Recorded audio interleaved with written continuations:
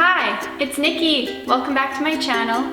Today I wanted to talk to you about how you can learn to recognize your hunger signals so that you stop overeating at meals. So let's get started. I'm going to sit down for this one. A bit of a doozy.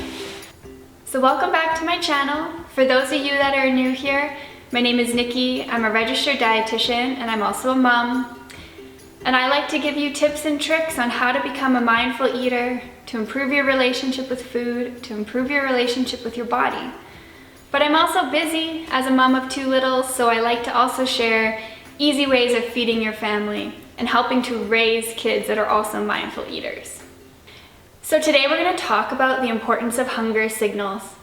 I often get clients in my office who tell me that they don't feel hungry. They move through their whole day without ever getting any signals that tell them to eat food.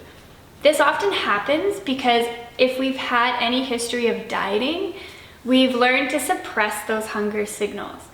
Diets dictate when we're allowed to eat, and if we get hungry outside those allotted eating times, we have to push those feelings down.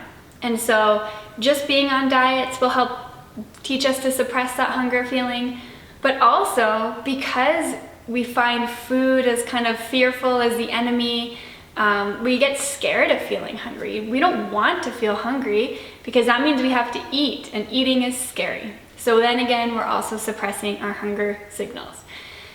This isn't great. It doesn't get us very far because hunger is an important part of our biological process.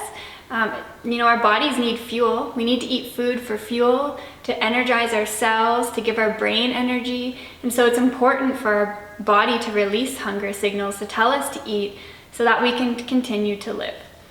What happens when we often suppress our hunger signals is we miss really important cues. And then what happens is we get so hungry, might even say hangry, that we decide, I'm just gonna eat whatever I want. I need something quick, I need something fast, I just need something now. So we often make choices that maybe we didn't really wanna make that day. But we also might eat more at that meal than we're comfortable with because we're just ravenous at that point. We're just trying to get it all down as fast as we can.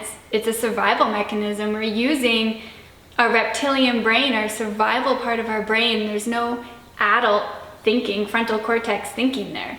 It's just survival. I need food to survive. Give me it now, give me it quickly. And that's what we do.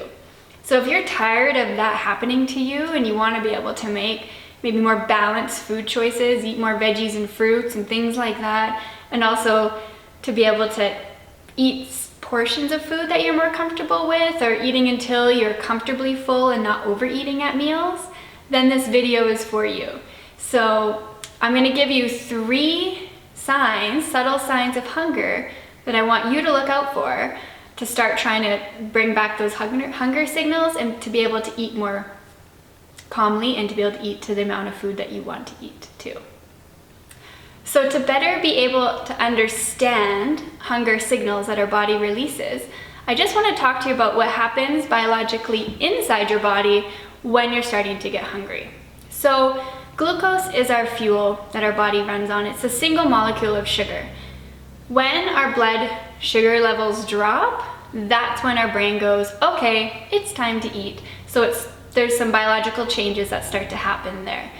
The first one being your brain starts to release hormones that say, eat, it's time to eat. One of those hormones is called ghrelin. I always like to remember it because it's kind of like you're grumbling, your tummy's grumbling. So ghrelin signals your body it's time to eat. Another thing that happens is you start to salivate. Your mouth starts to produce more saliva, which again makes you think, okay, it's time to eat.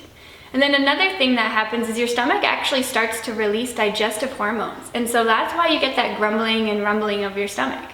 So those are 3 things that happen inside. There's definitely more than that, but 3 main ones that happen that start to get you ready to think about hunger. So here are the 3 signs of hunger. They're very subtle. These are the ones that we often miss, but these are the ones I want you to focus on to start noticing, maybe I'm actually hungry. This is when I want to start eating. This is what we call kind of like a comfortable hunger level. So you're not starving, you're not at that ravenous point yet, but you're also not full, you're just comfortably hungry. So you're just getting hungry. This is when we want to eat, because when we eat at this point, we can stop when we're comfortably full. So we're not gonna overeat to that stuffed feeling of fullness. So the first one is your focus. So I want you to pay attention when you're doing tasks. So maybe you're at work on a computer, maybe you're at home trying to clean the house or something like that.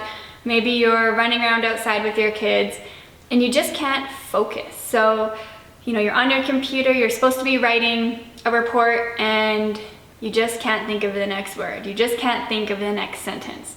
This is the first sign of hunger. So your brain, because that glucose level is dropping, isn't running as efficiently. You're not able to focus on that task anymore. So that would be your first cue to, maybe look at your watch. Is it snack time? Is it meal time? What's going on here? Why can't I focus? The second one is that your thoughts start to wander to food. So maybe, again, you're outside with your kids playing and all of a sudden you're like, I could really go for some cheese right now. Or maybe you're at work and you're like, did I bring an apple in my lunch? Or was there donuts in the break room? Those are other little signs. So your brain is signaling to you, we need to start thinking about food because my blood sugar levels are dropping. We need to start thinking about having a snack or a meal, whatever time of the day it is. And the third one is more of a physical sign, and it's the sign of maybe emptiness. You're feeling a little bit empty inside. Maybe you're actually even feeling a little bit queasy or off, or maybe your stomach is doing the whole turning, rumbling type of thing. Maybe you're even hearing your stomach growl. That's a main sign of hunger. That's what we think about when we talk about hunger, is that grumbling. So that is those digestive juices working, telling you, okay, let's get some food in here, it's time to eat. So listen to those, take the time to eat at that moment. If you're at work and you can't exactly get up and have a meal, maybe have a snack at your desk or something like that, but you really do want to eat at that point, because if you let it go and you keep pushing, that's when we're gonna get to that ravenous, starving state. And again, we're gonna overeat, and then we're also gonna make food choices that maybe we didn't want to make.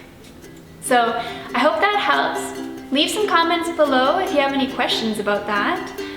But try that. See if it helps. See if it helps you just make your food choices for the rest of the day that you're more comfortable with, and you're able to eat that quantity of food that you feel better with. And don't forget to subscribe and hit that like button.